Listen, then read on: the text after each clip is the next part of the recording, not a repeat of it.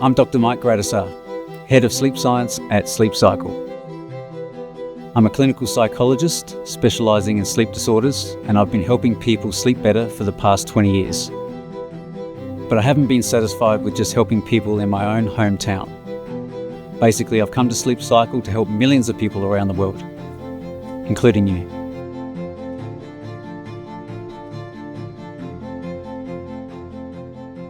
We're going to talk about teen sleep today. And why should we bother talking about teen sleep? Well, out of every population, tall and small, teens are probably the most sleep-deprived group out of all human beings.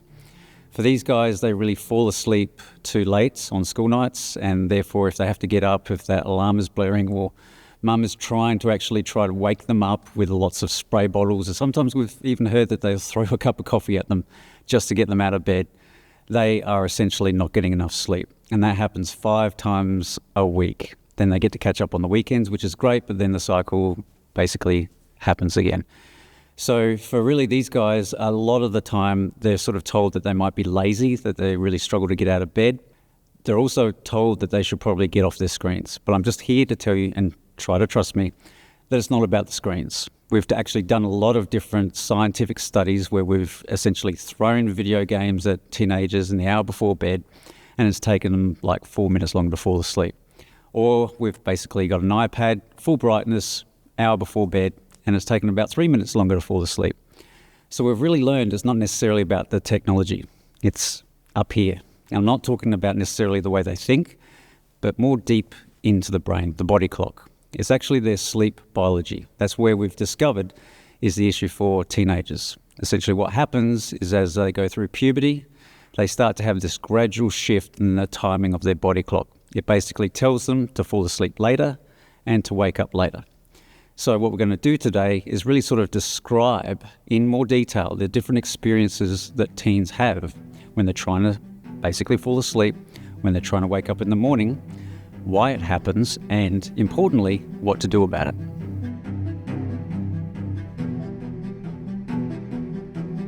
So first, in order to describe what happens for teenagers' sleep, we need to go through a little bit of a science lesson. So I'm basically going to draw a graph, and this graph is going to be what you would describe as what's called a normal circadian rhythm. So circadian rhythm is a scientific term for the body clock, and circadian means about a day. So we're talking about a rhythm that goes about a day. So let's have a look here. So we have a y-axis and an x-axis. And we're going to just draw a little bit of a blue curve here. Don't worry about that, we'll explain it in a bit. Now, on the x-axis, we've got time. This is time across the 24 hours. On the y-axis at the top, we've got alertness. Down the bottom, we've got feeling sleepy. So now what we're going to do is that we're going to look at different key points along this normally timed circadian rhythm and just sort of explain what the person would be experiencing and feeling. So the first one is over here, this little dip. It's called the post-lunch dip, and it's timed after lunch, but it's not because the person had lunch. Now, that particular part of the circadian rhythm occurs around about, say, 2 or 3 p.m. in the afternoon. Then what happens is the circadian rhythm starts to increase in its alertness, and it peaks around about 7, 8 p.m. So this is when people feel they're most alert. Then what happens is that the circadian rhythm starts to chill down and starts to relax. We start to feel a bit sleepy. And as people feel sleepy and the circadian rhythm is coming down, they choose to go to bed, as indicated by this downward arrow. And they go to bed, everything's cool, they sleep all throughout the night, as indicated by this blue box here. Then what happens is that we've got another major part of the circadian rhythm, and it's right down the bottom here, the low point of the circadian rhythm. And that occurs, say, around 4 to 5 a.m. Now, this is the worst time to do anything in the 24-hour day. So, for example, hand grip strength, reflexes, your appetite, your ability to digest food, they're all really bad. People will make lots of accidents and errors around that point in the circadian rhythm. Now, after that, what will happen is maybe a couple of hours afterwards, that's when people will naturally wake up and they'll go about their day. And the circadian rhythm continues to increase, and then we'll go through another cycle. So that's a normally timed circadian rhythm. Now, the thing is with a teenager, what's happened for them is their normally timed circadian rhythm that was probably there in childhood, that actually started to drift early in adolescence, and it started to drift later and later. So we're just going to demonstrate that now. So for a teenager, what can happen is that their circadian rhythm looks a bit more like that. So I'm going to go through each of these different key parts of their circadian rhythm and sort of explain what they go through. So say, for example, their post-lunch dip. Now, that might occur, say, between 4 and 6 p.m. So what this would look like is, say, the teenager comes home from school and they're just feeling pretty flat. So they're probably going to be on the couch slouching. They might go to bed. They might lay down. They might even nap. They're really not feeling at their best. And then what happens is that their circadian rhythm starts to increase, and it will peak at the peak of the circadian rhythm. The thing is, it's going to occur maybe somewhere between 10 p.m. and 12 midnight. Sometimes it could be said that it's almost like their second wind, that they come alive after dinner. And the thing is that they'll look at the time and they'll go, hang on, if it's a school night, I need to go to bed. I need to be able to get enough sleep in order to do what I ever need to do tomorrow. But because it's at the peak of their circadian rhythm, when we're the most alert, there's a fat chance that they're actually going to fall asleep. So eventually what happens is that they'll fall asleep much later, as indicated by this block here. So they eventually fall asleep, and then what happens is they're being asked to actually wake up at the low point of their circadian rhythm. And that could be 6, maybe 7, 8 o'clock in the morning. So they're effectively being asked to get up out of bed, to eat breakfast. For some of them, they might even have sports trainings, particularly water sports, for example. They might have PE in the morning. They might be asked to do maths in the morning. Sort of things that really they're not ready for, their body is not ready for. Eventually what will happen is a couple of hours later, they'll start to pick up, start to feel a little bit better. It might be around lunchtime or so. For some teenagers, they say that they feel flat all day. But that's effectively what happened to a teenager with their delayed circadian rhythm.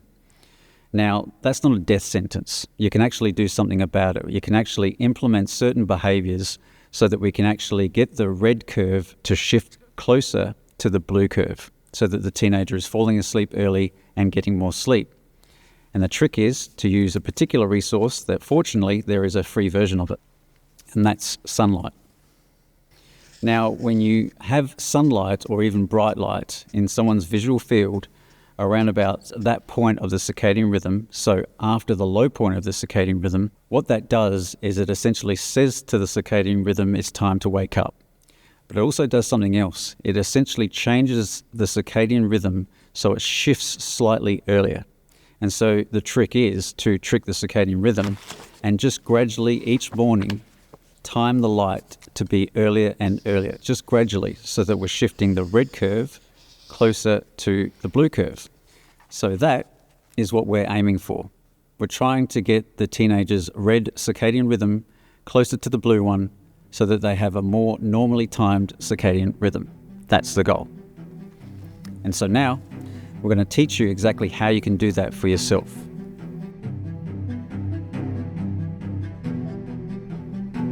So what I'm going to talk to you now is about the solution, which is a phrase called bright light therapy. Now, many of you have actually heard about going outside and trying to get morning sunlight, but it's a little bit more involved than that. Essentially, bright light therapy is having scheduled bright light at different times of the day that will help your teenager to shift their body clock earlier. We've actually done clinical trials when it comes to doing bright light therapy for teenagers, and what we find is that compared to a control group, that you'll find that these teenagers are able to fall asleep earlier, they fall asleep quicker, they get about an hour extra sleep on school nights. So if you times it by 5, we're talking about that much more sleep per week even. They're waking up feeling more refreshed, more alert. When we do cognitive testing of their abilities, say for example, short-term memory, and as well as their ability to process information quickly, these also improve, in fact, very close to their classmates who are sleeping well. And probably something that's very close to my heart is that an experience that happens for these teenagers when they're not sleeping well is that they're more likely to also experience depression. And we find after doing bright light therapy that they have a reduction in depression symptoms. So it's pretty amazing that you can actually have this one particular therapy, this one thing that you do that basically changes your teenager's sleep, and you get all of these different benefits. So hopefully I've convinced you of that. So the next step is, how do you do it? So we'll just go through step by step.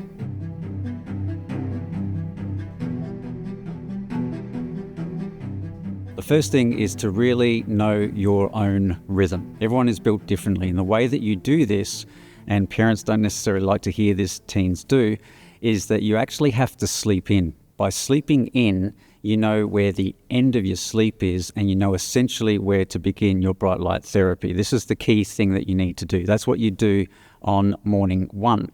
Once you have slept in and you realize that you don't need to sleep in anymore, that's when you need to expose your eyes to bright light. That's the first thing you do on day one.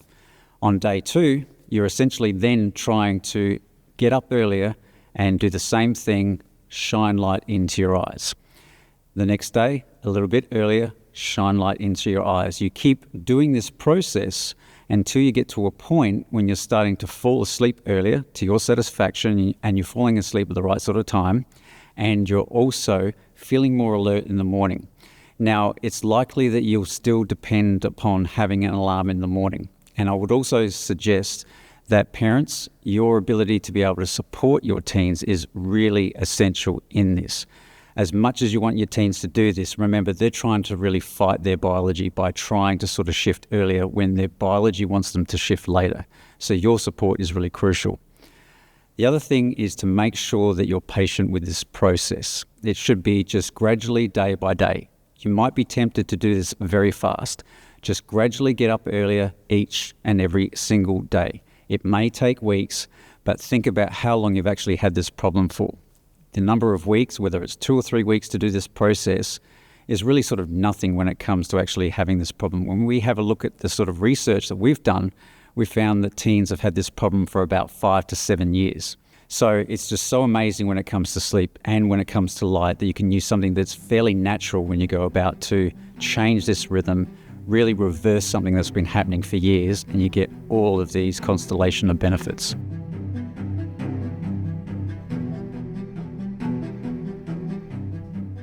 So one question that comes up is, how do you do bright light therapy? What sort of light source do you use? Now, thankfully, you've got one that's free, and it was built for us. It's the sun. Now, just to really emphasize, do not look at the sun. The sun is bright enough in terms of the light that reflects off of the different surfaces, whether it's trees, the lawn, whether it's buildings. Just go outside, do not look at the sun, but make sure that you have your eyes open. The natural source of light, sunlight, is absolutely fantastic when it comes to bright light therapy. So another common question that we get is, what happens when I go outside and there's no sunlight? Well, there's a solution for that as well. And here's one example. You can actually get artificial sources of light, and this example here are LED glasses. And what the person does is they put it up to their eyes so that it's actually filling up the eye socket with enough bright light. And it's important that it is actually bright light. These ones happen to be green, and the reason for that is that green and blue light are very effective at changing the timing of the circadian rhythm. You don't necessarily need LED glasses. You can actually get light boxes as well. These are just as effective as long as the light is bright. Just remember though, it's not something to rely upon. The sun is definitely the best source of light for you. And when you go to do bright light therapy, try to have some patience as well. The first thing that you'll notice is that you will feel more alert in the morning, which is absolutely fantastic and great, but don't necessarily expect that you'll fall asleep earlier straight away. It's a bit of a process and a bit of a delayed process, but eventually you will find that you start to feel sleepier in the evening, which is a very rare sort of experience. And then eventually you'll find that you're falling asleep earlier. You might even fall asleep before midnight, which might have been a rare thing for you. Keep up with that process and you will get the benefit.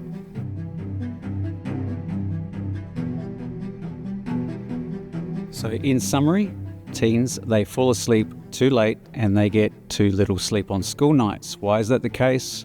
Well, it's not because of screens. It's because of their biological clock, their circadian rhythm. It's drifted later, so they're falling asleep later, waking up later. What do you do about it? Bright light therapy. And remember, sunlight is the best source of light. In fact, I'm going to go and get some now. You should too. Oh, by the way, this is not the end. Like, if you want to keep talking with me, basically go to our website and you can actually find a way to contact me and we'll keep the conversation going.